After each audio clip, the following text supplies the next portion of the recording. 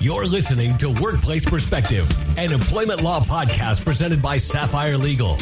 Workplace Perspective is a regular podcast series for employers and employees focusing on education, training, and the law to help organizations of all sizes develop and maintain successful workplace relationships.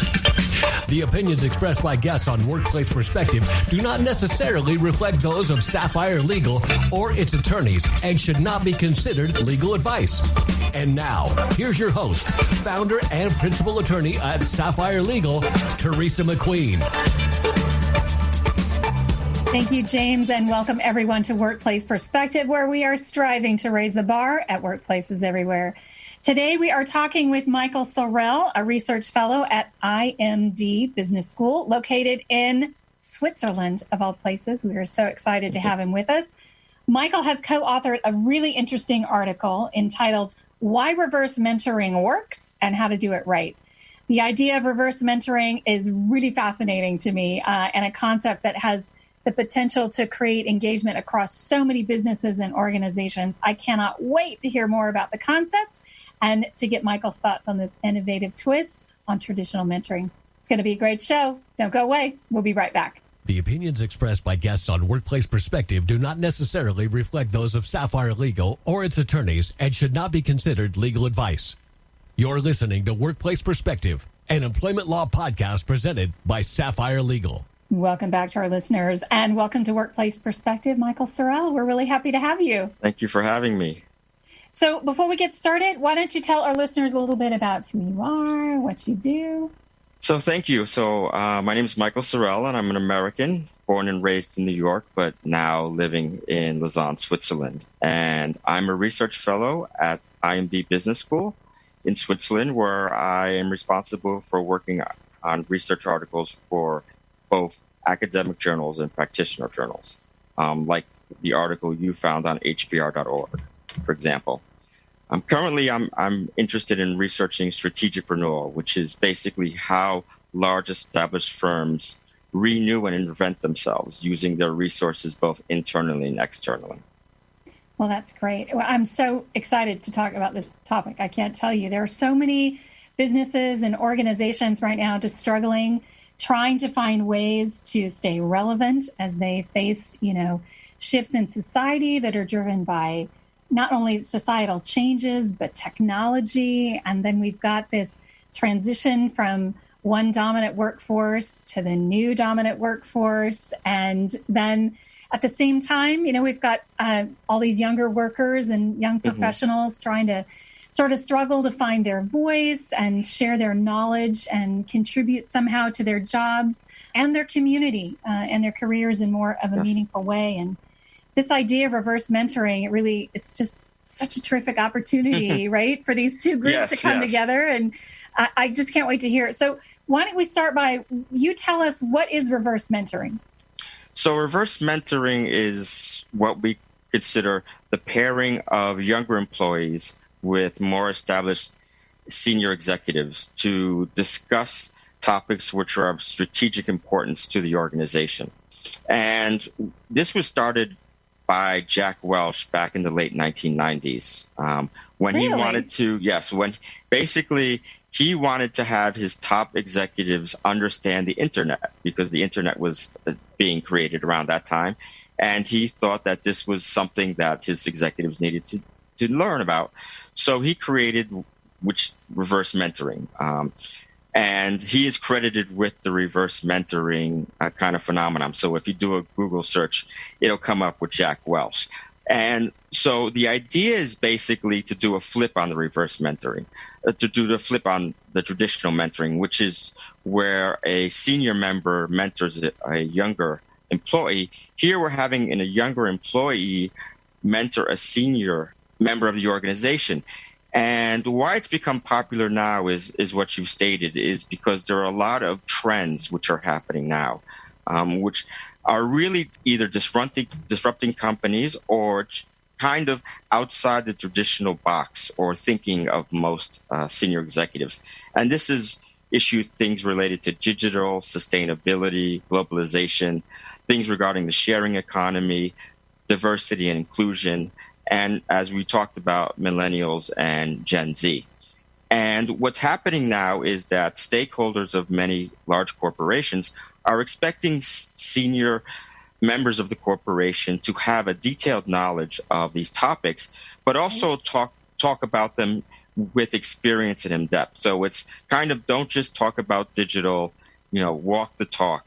And in order to have that type of rich understanding, really senior staff members and top management team members really need to go to in-depth detail and learning about these topics. And one of the people in the organization that they can leverage are younger employees, for example, millennials and Gen Z.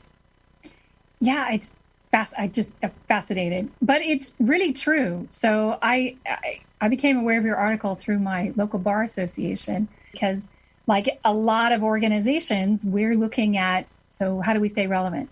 Not just to younger members, but across the organization, right? Even, I think it's not accurate to say that it's only the younger generation that's looking for more engagement online, easier ways to access things and all of that. But even on the task force that we put together, we're looking at benefits, but and I'm pretty, I think I know what's going on, but even I'm amazed at the depth of knowledge when it comes to, social media and online engagement and, all of these sorts of things, very forward thinking, because a lot of people are forward thinking, but each generation sees the future differently. Yes. And it's not just about, forward thinking in terms of just digital. There's also forward thinking in terms of sustainability and diversity and inclusion, which is an old topic, but has come back into, I guess, our consciousness and our conversations because of what we're seeing with the Me Too movement and also what we're seeing now, what's happening in the United States. And these are obviously topics that you can read about or find online or take a course on. But really what people want to hear the top management team and from CEOs is that kind of understanding, that kind of in-depth experience that, these are topics that they've been thinking about, that they've been talking about with people, and that they understand the kind of issues that are important to not only the current generations, but future generations. And the only way to get that type of experience is really to go to deep learning. And the best way to get this type of learning is to have conversations with people who these issues are important to them and to really talk about, what are the issues, what are people thinking about these issues, and how the company can help solve these problems or basically provide some type of solution to the issues regarding sustainability, digital diversity, and inclusion. And at the same time, what people want to hear is authenticity. They want to know that this is something that this CEO, for example, has been talking about a lot. And the best way to have authenticity is to basically have conversations with people. Absolutely. Absolutely. So I want to know, though, because when somebody forwarded me your article, I went, yeah, right. Yeah, good luck doing that. Yeah. So talk to me a little bit about the pushback, like the challenges in sort of, because I can see the benefits, but there's got to be some challenges. How have you seen those play out with the people? So the challenges that most people come up with is that, this is just another HR program.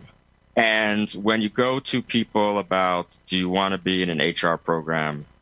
They're like, well, what really is this a good use of my time? Right. And especially as you go higher up in the ranks, senior executives are struggling with a lot of issues. They're managing a lot of stakeholders, and you come to them with what appears to be just another HR program. And that's going to be the biggest challenge that they're going to face, because they're going to say, yes, this is not, on the top of my list of things to do today, but also they're going to say, well, what's really the added value for me? What's the strategic importance to the organization of doing this program? And that's really the biggest challenge. And to overcome that, it needs to be seen as a way for companies to tackle strategic issues in the organization and challenges that the company is facing that is somehow related to HR and deals with younger generations. A good example of this is one of the companies we talked to was a financial service company.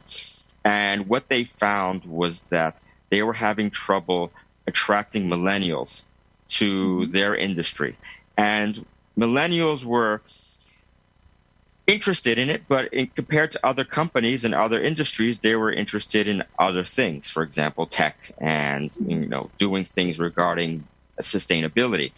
So what they found was that the senior members of the company found that they needed to change the way they talk, and they needed to change the way they interact with stakeholders to reflect the things that are important to millennials, and to reflect and talk to millennials about the things that they're interested in, and showing how millennials can have a career in the financial services.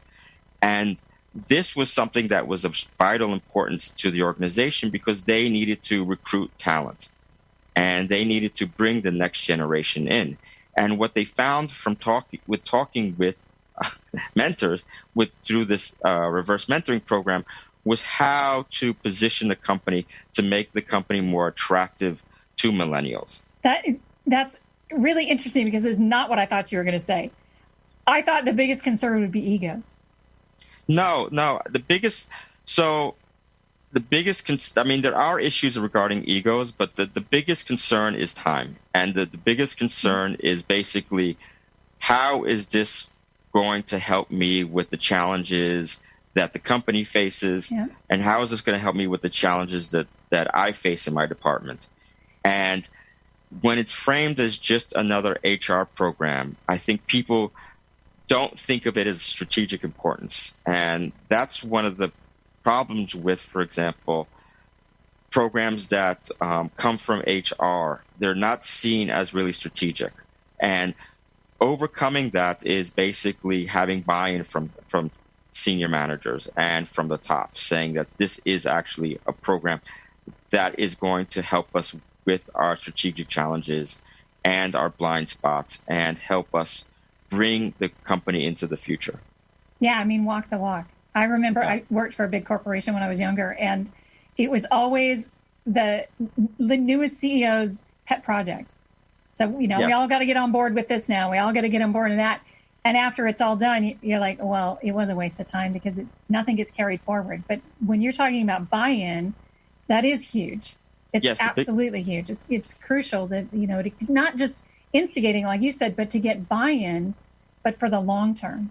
So I'm getting a signal from Paul. Hold that thought. Okay. We're going to take a quick break.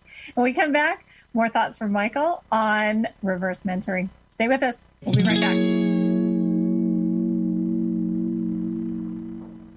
COVID-19, better known as coronavirus, has spread throughout the world.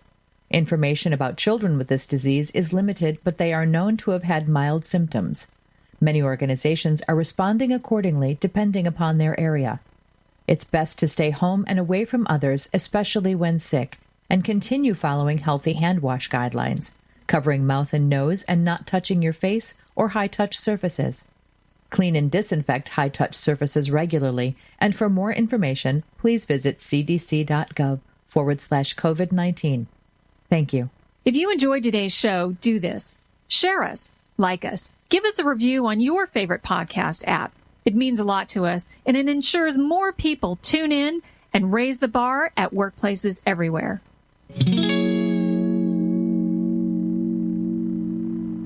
Well, a research fellow at IMD Business School. We did mention where you were from, right? You're coming to us from Switzerland? I'm coming from Lausanne, Switzerland, yes, by Lake Geneva, Lac Le Mans, depending on whether you're French or American. And if you haven't been to Lac Le Mans or Lake Geneva, it's beautiful. It's one of the 4 lakes in Switzerland. Oh, it's lovely. And then you have a beautiful view of the Alps. Oh, gee whiz. I'm so awesome though. This is the cool thing about the internet, that we can do this. I'm super excited. Well, we are talking about reverse mentoring, and we were just saying how important buy-in was, or buy-in is, to the whole process. But and let me just make one comment here, because I made the original statements that, buy-in had to come in from the top. Buy-in also has to come in from the bottom. Like I said, walking the walk and talking the talk. If you're going to come to propose a program to a younger generation like millennials or Gen Z, they have to have buy-in. They have to believe that this is a program that is supported by the top and supported by the organization. It's going to have the resources and the training and the commitment to maintain the program and help them achieve their goals. Because if they don't feel that this is actually a worthwhile program and helping them, and with not only their careers, but also about the issues that they're involved in, then they're not going to want to participate in the program, and the program's not going to last long. So you require buy-in from all the stakeholders, which is the CEO, the top management team, or senior executives, and then also, for example, the millennials or the Gen Zers, depending on which generation you would like to work with in the organization. Yeah, absolutely. Absolutely. Okay, so let's get practical. How can an organization or an individual on their own get involved in reverse mentoring? So I'll tackle the easy one first. So the individual, if your company does not offer a reverse mentoring program, then one of the things you would like to do is kind of like if you were trying to find an executive coach. Basically, find out the issues that you're interested in learning about, whether it's digital sustainability, diversity, and inclusion, and try and find someone in your organization who basically is working to be a change agent in these type of topics. Generally, you would like someone who's not in your department, and someone who'd be willing to meet with you and talk with you about not only these topics, but what does it mean for the company, and how can the company be doing more of these things. And it can be basically from a network, or it can be, you can talk to HR, or you can just try to identify people in your organization who know about people in the organization who are interested in these issues. When you try to do it at the organizational level, it becomes a little bit more tricky because you need a lot more people involved in the whole process. Ideally, it should be start with a relationship between a senior member and, for example, a millennial.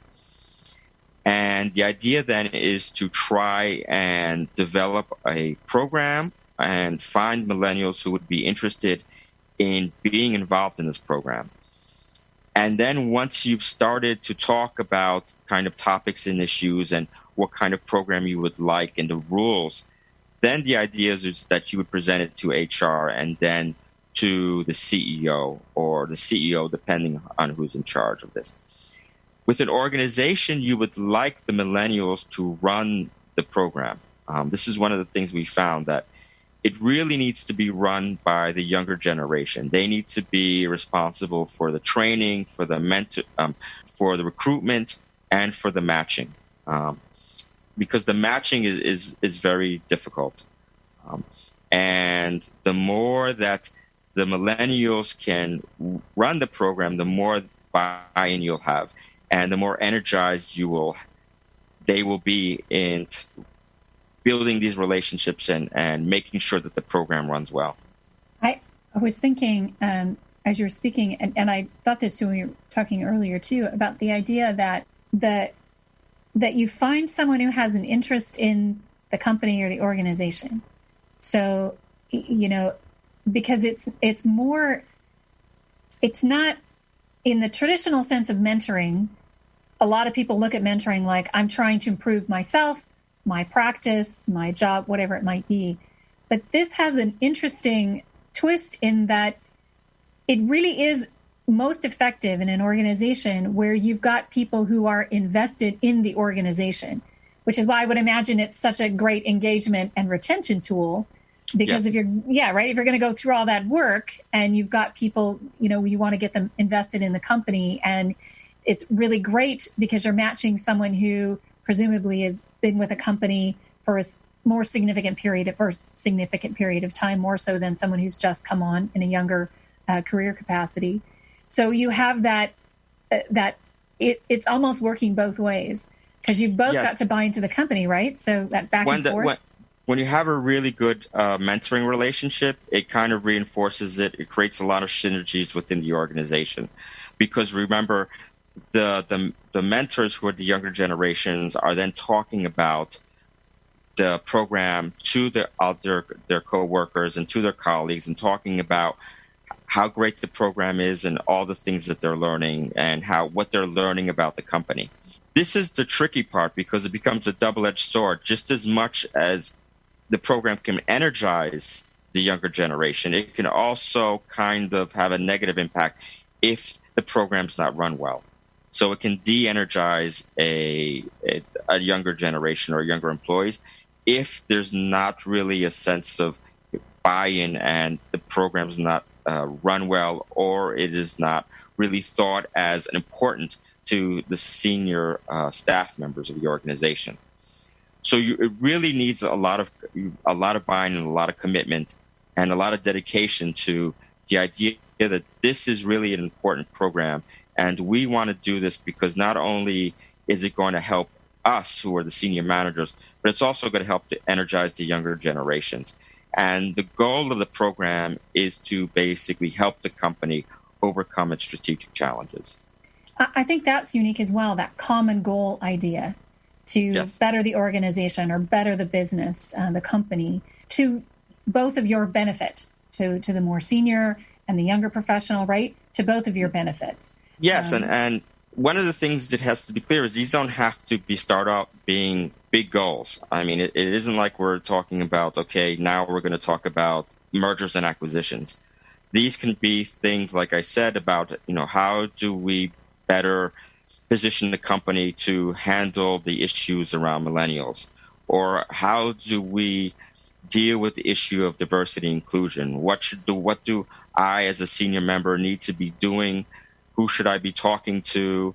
Should I be reaching out to organizations? So there's a lot of little things that can happen that can create big change within an organization.